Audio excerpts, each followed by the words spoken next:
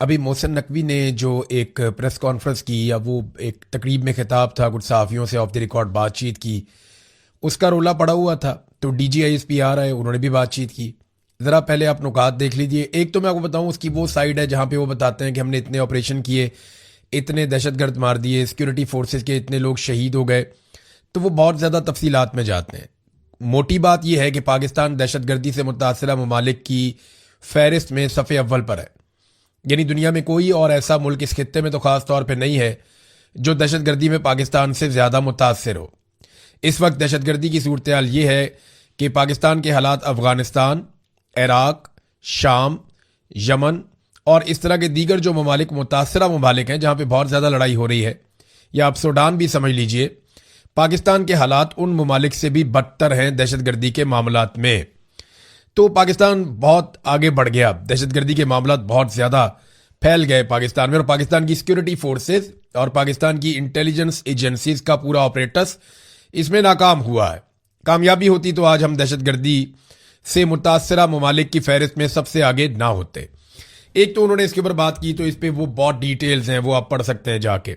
जो मोटी बातें हैं मैं आपको बताता हूँ। एक तो DGISPR ने कहा कि मोहसिन नकवी ने जो स्टेटमेंट दिया वो उनकी ज़ाती राय है।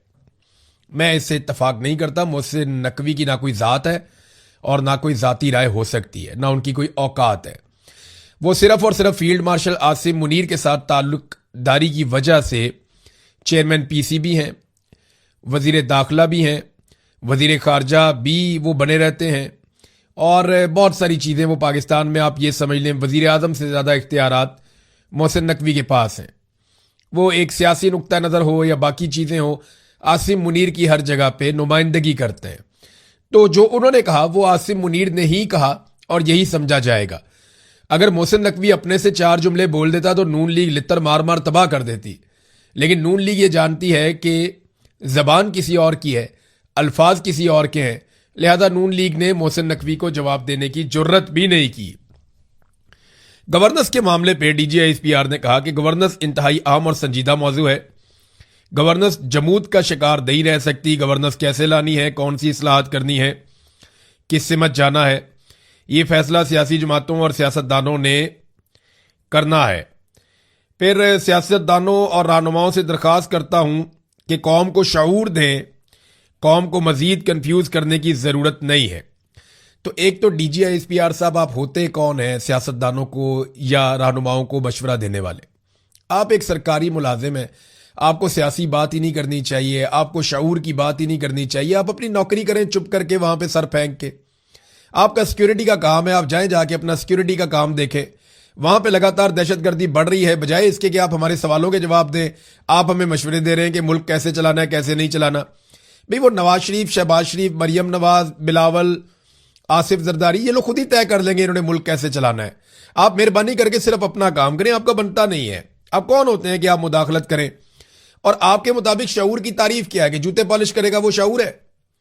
जो नौजवान शऊर की बात करता है, जो सवाल करता है, उसको उठा लिया जाता है, उसके घर की चादर और चारदीवारी का तकद्दुस पामाल कर दिया जाता है। कश्मीरियों के शऊर की तौहीन आपके सामने है, मारंग बलोच का शऊर आपके सामने है, इसी तरह ईमान मजारी का शऊर आपके सामने है। जितने सहाफ़ी जिन्होंने सवाल उठाने की जुर्रत की, उनके साथ क्या हुआ? जो सवाल नहीं उठा सकते वो अपने मुंह से रोज कहते हैं जनाब हम मजबूर हैं, पाकिस्तान में रहते हैं। तो आपके मुंह से तो शऊर वाली बात अच्छी नहीं लगती कि कौम को शऊर दिया जाए और मजीद कंफ्यूज ना किया जाए। सीधी सीधी बात है कि आप अपने हलफ की पासदारी करें। जब आपको यह निशानदेही की जाती है कि सर आप अपना हलफ क्यों तोड़ रहे हैं, तो आप कहते हैं ये बदतमीजी है, ये शऊर के खिलाफ है ये बात। यही तो वो शऊर है जो हर पाकिस्तानी को होना चाहिए। अब गवर्नेंस के मामले में वो कहते हैं सियासतदानों ने करना है जो करना है। तो 900 फैसले करके बिल्ली हज को चली। यानी DGISPR कहते हैं कि मुल्क कैसे चलाना है, गवर्नेंस कैसे करनी है, ये फैसले सियासतदान करेंगे। तो 900 फैसले जो आपने किए हैं उनके बाद अब आप हज को चले जाएंगे। 900 चूहे खाकर बिल्ली हज को चली, तो 900 फैसले करके अब आप गैर सियासी होने जा रहे हैं, सारा मलबा सियासतदानों पे डालने जा रहे हैं। आज मियां नवाज शरीफ को खड़े होना चाहिए, PMLN को खड़े होना चाहिए। मैं सबसे पहले आपका साथ दूंगा। आप आसिम मुनीर को बोलें कि आप सियासी मुदाखलत बंद करें। आप उन्हें शटअप कॉल दें कि अपने चमचों खर्चों के मुंह बंद करवाओ, और इन्हें बोलो कि अपनी औकात के अंदर रहें और आप अपनी डोमेन में वापस जाए, मियां साहब हम सारे आपका साथ देंगे। अगर आप ये कर दें तो आपसे उम्मीद तो बहुत कम है, लेकिन अगर आप ये कर दें तो मौलाना फजलुर रहमान साहब ने जो स्टेटमेंट दिया उसके ऊपर डीजी आईएसपीआर ने कोई ज्यादा सख्त रद्दअमल नहीं दिया, लेकिन उन्होंने कहा ऐसी गुफ्तगू गैर इरादी तौर पर इंडियन बयानिया को तकवीयत देती है। गैर इरादी तौर पर, यानी वो ये कह रहे हैं कि फजलुर रहमान ने जो कहा वो गैर इरादी तौर पर कहा, वो ऐसा कहना नहीं चाहते थे, उन्हें मार्जिन दिया फजलुर रहमान को, लेकिन ऐसा कोई मार्जिन यही डीजी आईएसपीआर कभी भी पाकिस्तान तहरीक इंसाफ को नहीं देंगे। उन्हें कहते हैं जी फितना है, डिजिटल दहशत गर्द है, उन्हें कहते हैं सिद्ध के दिल से माफी मांगे नहीं तो हम नहीं छोड़ेंगे, बहुत मारेंगे, हम इनको निशाने इबरत बनाएंगे, हम ये करेंगे वो करेंगे।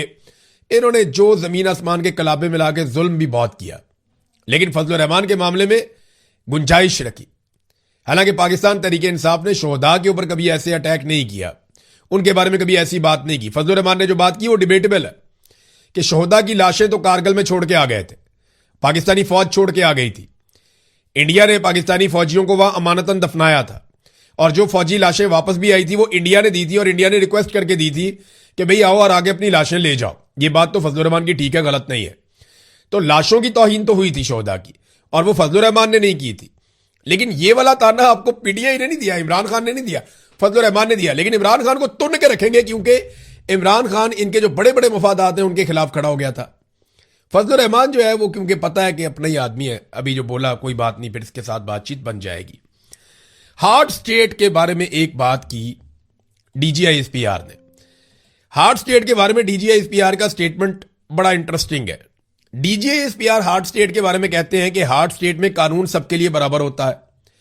अब सवाल यह पैदा होता है कि पाकिस्तान के army chief field marshal Asim Munir कई मरतबा कह चुके हैं कि मैं पाकिस्तान में हार्ड स्टेट कायम कर रहा हूं, और डीजीआईएसपीआर आकर यह बताते हैं कि हार्ड स्टेट का मतलब यह है कि कानून की नजर में छोटा बड़ा सब बराबर होंगे, कोई भी कानून से बालातर नहीं होगा। अब हार्ड स्टेट की ख्वाहिश रखने वाले और हार्ड स्टेट बनाने वाले फील्ड मार्शल आसिम मुनीर ने कानून से इस्तिस्ना फिर किस चक्कर में ले लिया? भाई एक तरफ आप हार्ड स्टेट की डेफिनेशन ये देते हैं, आप तारीफ करते हैं कि जनाब हार्ड स्टेट का मतलब है कानून सबके लिए बराबर, फिर आप कहते हैं हम हार्ड स्टेट बना रहे हैं, फिर आप खुद कानून से इस्तिस्ना ले लेते हैं कि जनाब कानून सब पे लागू होगा, मेरे पे लागू नहीं होगा। तो ये कौन सी हार्ड स्टेट है? लोगों को बेवकूफ बना रहे ना, कहते हैं हार्ड स्टेट ला रहे हैं, इस तरह की स्टेट बन जाएगी, और फिर उसमें से अपने आप को निकाल देते हैं कि जनाब हम कोई जुर्म करें तो हमें कोई ना पूछे, कोई और जुर्म करे तो उसको जवाब देना पड़े। अब इसमें नाजरीन बलूचिस्तान के हवाले से डीजीआईएसपीआर ने कुछ बातें की हैं। बलूचिस्तान में वो कह रहे हैं जी हम किसी एलीट से या किसी सरदार से कोई बात नहीं करेंगे। कुछ एलीट और सरदार ये चाहते हैं कि 1947 से पहले वाला स्टेटस को बरकरार रहे। वो स्टेटस को ये कहते हैं गरीब का बच्चा पढ़े लिखे ना, तरक्की ना करे, डॉक्टर ना बने, इंजीनियर ना बने, फौज में ना जाए, कारोबार ना करे, कुछ ना करे, क्योंकि वो मेरा गुलाम रहे, बंदूक उठा के मेरे लिए चलता रहे। मसला तो ठीक है, लेकिन डीजीआईएसपीआर आपका इससे कुछ लेना देना नहीं है। ना आपने इसको ठीक करना है, ना बलूचिस्तान में तालीम का काम आपने करना है, ना बलूचिस्तान में हेल्थ का काम आपने करना है, ना बलूचिस्तान में इंफ्रास्ट्रक्चर आपने डेवलप करना है, ना वहां की इकोनॉमी आपने बेहतर करनी है, ना वहां की मादनियात में आपका कोई हिस्सा है। वहां की पॉलिसीज वहां के अवामी मुंतखब नुमाइंदे बनाएंगे। आप लाके कठपुतलियां बिठा देते हैं, तो वो कठपुतलियां यही कर रही हैं, कभी आप सरदारों के साथ मिल जाते हैं, कभी आप लाके अपनी कठपुतलियां बिठा देते हैं। डॉक्टर की आपने बात की तो मारंग बलोच पढ़ी लिखी है ना, वो तो सरदार नहीं है, वो तो एलीट नहीं है, उसका तो बाप कत्ल करके फेंक दिया था, मसक शुदा लाश आ गई थी उसके बाप की, तो वो तो इंसानी हकूक की बात करती है, उसको जेल में क्यों डाला हुआ है? इसका कोई जवाब है आपके पास? वो जो बाकी लोग हैं जेलों के अंदर, जो पढ़े लिखे लोग हैं, प्रोफेसर हैं, जिन्हें जबरी तौर पर लापता किया है, उन लोगों का क्या कसूर है? सहाफियों को वहां जबरी तौर पे लापता कर दिया जाता है, जो आदमी बोले, सवाल उठाए, निशानदेही करे, उसे वहां पे गायब कर दिया जाता है। सरदारों का सिर्फ बहाना है। वो कहते हैं जी सरदार चाह रहे हैं कि हमें स्मगलिंग की इजाजत दी जाए, हम तेल स्मगल करें, हमें परमिट जारी किए जाए, हम जो है यहां पे मंशियात स्मगल करें, हमें परमिट जारी किए जाए। भाई मंशियात कोई और स्मगलिंग जो है उसके परमिट होते हैं, यानी यहां स्मगलिंग के भी परमिट जारी किए जाते हैं? हमें तो पहली दफा सुना डीजी साहब आपसे। और दूसरी बात यह है कि जितना बॉर्डर है बलूचिस्तान का और अफगानिस्तान का, या खैबर पख्तूनख्वा का और अफगानिस्तान का, वहां पे तो सारी की सारी एफसी बैठी हुई है, फौज बैठी हुई है। तो जहां जहां पे एफसी और फौज बैठी हुई है उन इलाकों में मैंने खुद आपको तस्वीरें और वीडियोस दिखाई हैं, मैं वहां पे खुद गया हूं। वहां पूरे बॉर्डर के साथ साथ साथ साथ साथ साथ सारी मंशियात उगी हुई है, सारा मंशियात का कारोबार वहां पे हो रहा है। यानी वो इतना करीब हो रहा है कि ऊपर ये सामने मोर्चे में फौज बैठी हुई है, एफसी बैठी हुई है, ये नीचे सारी मंशियात लगी हुई है और दिन रात लोग उसके ऊपर काम कर रहे हैं। आपकी पिस्तौल की रेंज के अंदर, मैं गन की रेंज भी नहीं कह रहा, छोटे हैंड गन पिस्टल की रेंज के अंदर लोग काम कर रहे हैं, ये वाला सारा, और मंशियात का कारोबार कर रहे हैं। आपकी नाक के नीचे ये काम हो रहा है तो आपकी इजाजत से हो रहा है ना जनाब, आप खुद ये काम करवा रहे हैं। और वो लोग जो जराइम पेश है वो तो सारे लश्कर बना के साथ मिले हुए हैं। तो ये इस तरह नहीं आप कर सकते कि जनाब सरदारों पे डाल दें, कभी इस पे डाल दें, कभी उस पे डाल दें। मेरे ख्याल में अपने गिरेबान में झांकना पड़ेगा। देखें ना कितने आराम से डीजीआईएसपीआर ने एक स्टेटमेंट दिया कि बलूचिस्तान के जो हालात हैं उस पर मिसगाइड किया जाता है। डीजीआईएसपीआर कहते हैं जी बलूचिस्तान में जानबूझकर बदअमनी का तासुर फैलाने की कोशिश की जा रही है। नहीं, तासुर है ये, दहशतगर्दी का तासुर फैलाने की कोशिश की जा रही है। दहशतगर्दी इतनी नहीं है, हालात इतने खराब नहीं है जितना तासुर फैलाया जा रहा है। भैया आप आलमी डाटा उठा लेना, हमारे स्टेटमेंट आप छोड़ दें, बलूचिस्तान के लोगों के स्टेटमेंट आप छोड़ दें, वहां के सरदारों के स्टेटमेंट आप छोड़ दें, आप इंटरनेशनल मीडिया को भी छोड़ दें, आप सिर्फ जो डाटा है उसके ऊपर बात कर दें कि क्या इससे ज्यादा दहशतगर्दी कहीं और हो रही है। वो पूरी ट्रेन पे कब्जा कर लेते हैं, पूरे पूरे शहर को खाली करवा लेते हैं, जब दिल करता है पुलिस की गाड़ियां छीन लेते हैं, जब दिल करता है बैंक खोलते हैं, वहां से पैसा लेकर चले जाते हैं, जब दिल करता है जिस सड़क के ऊपर चाहते हैं वहां पे गाड़ियां रोक के उन्हें आग लगा देते हैं, जब दिल करता है लोगों को अगवा कर लेते हैं, पुलिस वालों को भी अगवा करके ले जाते हैं, लेविस वालों को भी अगवा करके ले जाते हैं और उन्हें कत्ल करके फेंक देते हैं, और सिक्योरिटी पहुंचती भी नहीं उनकी हिफाजत के लिए। तो अगर इन सारी चीजों को प्लस और माइनस करें तो ये तासुर फैलाने की कोशिश नहीं की जा रही, ये आईना दिखाया जा रहा है कि दहशतगर्दी हो रही है, इसको रोको। इसी तरह 1971 में जब पाकिस्तान टूट रहा था, उस दौर में जो लोग निशानदेही करते थे ना, उनके बारे में उस दौर के भी डीजीआईएसपीआर या इस तरह के लोग जो हैं वो ये स्टेटमेंट दिया करते थे। वो इसी तरह से बात करते थे, जनाब ये तो गलतफहमी फैलाई जा रही है, वहां तो हालात सारे ठीक हैं, ये तो तासुर बनाया जा रहा है, वो तो हमारे कंट्रोल में है, हमारे भाई हैं, हम सारे इकट्ठे हैं, हमें कोई शिकस्त नहीं दे सकता, हम जनाब लड़ेंगे, हम खड़े हैं अपनी जगह के ऊपर, मुकम्मल कंट्रोल है। सुबह पता लगा जी यहां पे तो सरेंडर हो गया। अगर उस वक्त आप उन लोगों की बात सुन लेते जो आपको हकायक बता रहे थे तो आपको 90,000 फौजियों को हथियार ना फेंकने पड़ते और ना पाकिस्तान दो टुकड़े होता। लेकिन उस वक्त भी आपने आंखें बंद रखी और आज भी इसी तरह कह रहे हैं। ऐसा लगता है कि आंखें बंद हैं, आज भी बंद हैं। फिर एक और चीज कही डीजीआईएसपीआर ने, यह भी बड़ी इंपॉर्टेंट है। उन्होंने रियासत से वफादारी का एक तकाजा किया कि जनाब रियासत से वफादार होना चाहिए, और इसके लिए उन्होंने एक आर्टिकल का हवाला भी दिया। आर्टिकल 5 के बारे में कहा कि जी बड़ा क्लियरली वो बताता है कि आपको रियासत के साथ वफादार रहना है। अब रियासत से वफादारी होती क्या है, इसकी कोई डेफिनेशन है, कोई तारीफ आप बताएंगे? रियासत से वफादारी का फर्ज है क्या? लोग अपना टैक्स जमा करवाएं, लोग टैक्स देते हैं, टैक्स चोरी हो जाता है। वफादारी का तकाजा यह है कि आप वोट डालें, लोग वोट डाल के आते हैं, वोट चोरी हो जाता है, हुकूमत ही किसी और की बना देते हैं। लोग जनाब जुल्म के खिलाफ बात करते हैं। एक अच्छा जो रियासती शहरी है, जो वफादार है अपनी रियासत का, वो जुल्म के खिलाफ बोलेगा, उसे गोली मार देते हैं। जो मारा जाता है उसकी लाश छुपा लेते हैं। अगर किसी इदारे को या किसी शख्स को उसकी गफलत याद दिलाएं या ये बताएं कि जनाब आपने ये हलफ की खिलाफ वर्जी की है, तो उसे अगवा कर लेते हैं। क्या रियासत से वफादारी सिर्फ बूट पॉलिश है और कुछ नहीं है? फिर एक रेड लाइन का भी तस्करा किया डीजीआईएसपीआर ने। बहरहाल कुल मिला के ये है कि डीजीआईएसपीआर की जो प्रेस ब्रीफिंग थी वो ऐसा लगता है कि सिर्फ उन्होंने सोचा हुआ था कि मैंने प्रेस ब्रीफिंग देनी है, उसके अंदर कोई इतनी खास चीज नहीं थी। हाँ, ये जरूर है कि ऐसा लगा कि नए सूबे बनाने की जो प्लानिंग है वो फील्ड मार्शल आसिम मुनीर के दिमाग की पैदावार है और उनको उसमें काफी सारे हमायती मिल गए। तो बिल्कुल नए सूबे बनने चाहिए, मैं इसका हमायती हूं। नए सूबे बनने चाहिए, इंतजामी बुनियाद के ऊपर छोटे यूनिट्स बनने चाहिए और वहां पे ज्यादा सहूलियात भी होनी चाहिए, टैक्सेशन का एक बेहतर निजाम होना चाहिए। लेकिन यह काम फील्ड मार्शल के करने का नहीं है। पाकिस्तान में अवामी मुंतखब नुमाइंदों की एक हुकूमत आनी चाहिए और वो सारे नुमाइंदे मिलकर बैठकर इस बात का फैसला करें कि कितने इंतजामी यूनिट बनाने हैं, किस किस जगह पे बनाने हैं, किन बुनियादों पे बनाने हैं, और फिर इस फैसले को इंप्लीमेंट किया जाए। सब मिलकर ये करें, लेकिन ये अवामी मुंतखब नुमाइंदे करें। ये काम जो है ये फौज के करने का नहीं है कि वो बंदा बैठ गया। वो तो फौज के साथ तो आप कोऑर्डिनेट कर सकते हैं ना जनाब। आपको भी अगर इसके अंदर कोई इनपुट देनी है तो आप दे दें, बतौर इदारा आप भी मौजूद हैं।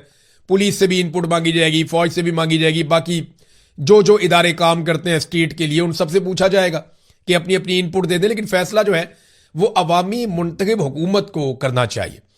तो मोहसिन नकवी वाला रोला अभी तक पड़ा हुआ है। तो DGISPR की मैंने सारी की सारी जो भी प्रेस ब्रीफिंग थी वो मैंने आपके सामने रख दी है। और कश्मीर के बारे में उन्होंने कहा जी कश्मीर पाकिस्तान का सबसे लाडला बच्चा है और भारत के अंदर जो मकबूजा कश्मीर में मजालिम हो रहे हैं उसका भी उन्होंने तस्करा किया। तो सवाल यह पैदा होता है कि जिस वक्त आजाद कश्मीर में लाशें गिर रही हैं और लगातार गिर रही हैं, आज क्या हुआ मैं अभी आपको बताता हूं। तो जब लगातार आजाद कश्मीर में लाशें गिर रही हैं तो फिर आप कैसे ये कह सकते हैं जनाब कि मकबूजा कश्मीर में जुल्म हो रहा है।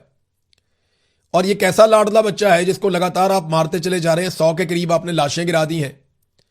वहां पे जो ह्यूमन राइट्स चैप्टर है पूरा उन्होंने अपना डाटा अपडेट किया है। 84 लाशें उन्होंने गिनकर बता दी कि ये बंदे यहां पे शहीद कर दिए गए सिक्योरिटी फोर्सेस की जानिब से। तो आप कह रहे हैं अभी भी वो लाडला बच्चा है। तो कैसा लाडला बच्चा है? यानी पानी पाकिस्तान का वहां से आता है, बिजली का इंतजाम पाकिस्तान का वहां से होता है, हमारे डैम्स उन पानियों से भरते हैं। वो कश्मीर हमारी शारक है, किसी वजह से है टेक्निकली। और आप उन्हें हमेशा ताने देते रहते हैं कि जनाब हमने तुम्हें ये दिया, हमने तुम्हें वो दिया। कभी सोचा है कि उन्होंने आपको क्या दिया? उन्होंने आप पे भरोसा किया और आपके साथ शामिल हुए, आपके साथ खड़े हुए, उन्होंने कुर्बानियां दी हैं। जिन्होंने कुर्बानियां दी उन्हें अब मारना शुरू कर दिया। वो कमांडर फारूक की मिसाल मैंने आपको बताई पिछले वीलॉग्स के अंदर।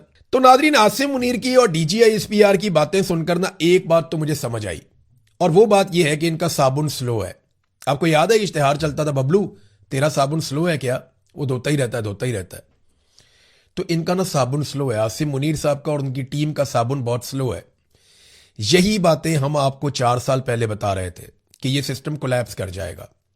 हम आपको बता रहे थे ये निजाम चल ही नहीं सकता। इतनी नफरत के साथ एक दुकान नहीं चल सकती जितनी नफरत से आपने मुल्क चलाने की कोशिश की है। आपको पहले दिन बताया था, आज भी बता रहे हैं। मैं 2.5 से 3 माह पहले यह बात कह चुका था और मैंने आपसे कहा था कि पल्ले बांध ले के आसिम मुनीर और उनकी पूरी टीम नाकाम हो चुकी है और अब वो ढूंढ रहे हैं कि मलबा किस पे डालना है। तो ये मलबा डाल के भागने की कोशिश करेंगे। मियां साहब को मेरी गुजारिश है, खड़े हो जाए इनके खिलाफ। इन्होंने आपको ब्लैकमेल किया, आपको दीवार के साथ लगाया, आपको केसेस से और इमरान खान से डराया। आपको खड़े होना चाहिए इनके खिलाफ। आपको बोलना चाहिए कि तुम लोगों ने ज्यादती की है, सारे फैसले तुम कर रहे थे, हमारे खाते ना डालो ये सारी नाकामी। मियां साहब को खड़े होना चाहिए, जरा खड़े हो जाए। कौम उनका साथ देगी क्योंकि कौम को बहुत सारी चीजें समझ आ गई हैं और वो मियां साहब को लगेगा कि पहली मर्तबा लोग उनका खुलकर साथ दे रहे हैं जब वो हक के साथ खड़े हों, अगर वो होते हैं तो, वरना नहीं। कम से कम ऐसे खड़े हो जैसे इमरान खान खड़ा है। अभी आप ये देखें ना कि इमरान खान ने जो आखिरी डील उन्हें ऑफर की गई कुछ अर्सा पहले, वो भी मुस्तरद कर दी। इमरान खान साहब से कहा क्या गया? इमरान खान साहब को यह मुतालबा है कि जनाब आप यहां से अस्पताल जाएं, अस्पताल से बनीगाला जाएं, आप खामोश रहें और कुछ ज्यादा शोर ना मचाएं, हमारे साथ ताउन करें और इंतजार करें। अगले इंतखाबात में आपने क्या करना है, कैसे करना है, वो आपको हम बताएंगे। यानी अच्छे बच्चों की तरह हमारे साथ चलें। तो इमरान खान ने डील एक मरतबा फिर मुस्तरद कर दी है और उसके बाद से अब यह बताया जा रहा है कि लगातार इमरान खान साहब की सेहत, यह दावा किया जा रहा है कि गिर रही है। ये 4-5 अलग अलग जर्नलिस्ट कह चुके हैं, मेरे पास डायरेक्ट खबर कोई नहीं है, लेकिन 4-5 अलग अलग जर्नलिस्ट वसूख के साथ ये बात कर चुके हैं कि इमरान खान साहब की सेहत लगातार उनके मुताबिक गिर रही है और उनके ब्लड प्रेशर के इश्यूज हैं। इमरान खान के ब्लड प्रेशर बिल्कुल ठीक था। अगर तो ये है और लोग ये कह रहे हैं तो इसका मतलब है इमरान खान को कुछ ऐसा खिलाया जा रहा है या कुछ ना कुछ उनके साथ ऐसा किया जा रहा है कि उनकी जान खतरे में। तो PTI को और इमरान खान साहब की फैमिली को जितना जोर लगाना है वो जल्दी लगाएं, जितनी कोशिश करनी है वो जल्दी करें। नाजरीन, 75 अरब डॉलर्स लेकर आने थे आसिम मुनीर ने, और आसिम मुनीर के करीबी साथी मोहसिन नकवी ने बताया कि जितने अरसे में आसिम मुनीर ने 75 अरब डॉलर लेकर आने थे, उतने अरसे में 100 अरब डॉलर पाकिस्तान से बाहर चले गए। ये है इनका टोटल किया कराया जो पाकिस्तान के साथ इन्होंने किया। मुजफ्फराबाद में भी नाजरीन लोग बाहर निकल आए क्योंकि अब वहाँ इलेक्शन का मरहला है। लोग निकल आए, लोगों ने बाजार बंद कर दिए, सड़कें बंद कर दी, वहाँ पे फायरिंग शुरू कर दी सिक्योरिटी फोर्सेज ने, और उन्होंने कहा जी हम रावला कोट वाले भाइयों को अकेला नहीं छोड़ेंगे, हम उनके साथ हैं। शदीद फायरिंग और शेलिंग की जा रही थी। मसाजिद में ऐलान किए जा रहे थे। ऐलान है, मैं आपको वो सुना देता हूँ, आप ये देख लें। लाहौर में जो लोग निकले कश्मीरियों के हुकूक के लिए, उन लोगों को गिरफ्तार कर लिया गया, खवातीन को भी गिरफ्तार कर लिया गया और अपने मुंह से ये कहते हैं कि जनाब मैं कश्मीर की बेटी हूं, वो कहता है मैं कश्मीर का बेटा हूं। तो जो कश्मीर के अंदर है, उनको गोलियां मार रहे हैं शरपसंद करार देके, दहशतगर्द करार देके। जो असल कश्मीरी है वो दहशतगर्द बना दिए। एक यहां पंजाब से जाती है मैं कश्मीर की बेटी हूं, एक वो सिंध से आता है कहता है जी मैं कश्मीर का बेटा हूं, और जो असल में कश्मीरी है वो सारे दहशतगर्द हैं। ये सुने आप मस्जिद में क्या ऐलान हो रहा है। आप सब आवाम से गुजारिश की जाती है कि एक्शन कमेटी के साथ विधायक विज्ञप्ति करते हुए तमाम खवातीन बच्चों बुजुर्गों से गुजारिश है कि सड़कों पर निकले इस वक्त मुजफ्फराबाद चेहरा ब्लैक में शदीद फायरिंग और शेलिंग की जा रही है। इमाम कुशन कॉलोनी एरिया में माकड़ी ईदगाह से गुजारिश की जाती है कि तमाम लोग मरकजी ईदगाह के पास जमा हो। यहाँ से सड़क बंद की जा रही है। इस वक्त मुजफ्फराबाद में छात्रों की इतला है, कई लोग जख्मी हो चुके हैं। तमाम लोगों से गुजारिश है कि गैरत का मुजाहरा करते हुए अपने वतन के लिए, शौकत नवाज मीर की रिहाई के लिए, इस आवाम के हकूक के लिए बाहर निकले। अगर आज आप न निकले तो आपको कल शायद शराफत भी न हो। तमाम लोगों से गुजारिश है कि वो ईदगाह के पास जमा हो। शुक्रिया। ये मसाजिद में ऐलान हो रहे हैं आज़ाद कश्मीर में, और पीछे फायरिंग की और शेलिंग की आवाज़ें आ रही हैं। और कितना पाकिस्तान के साथ आपने मजाक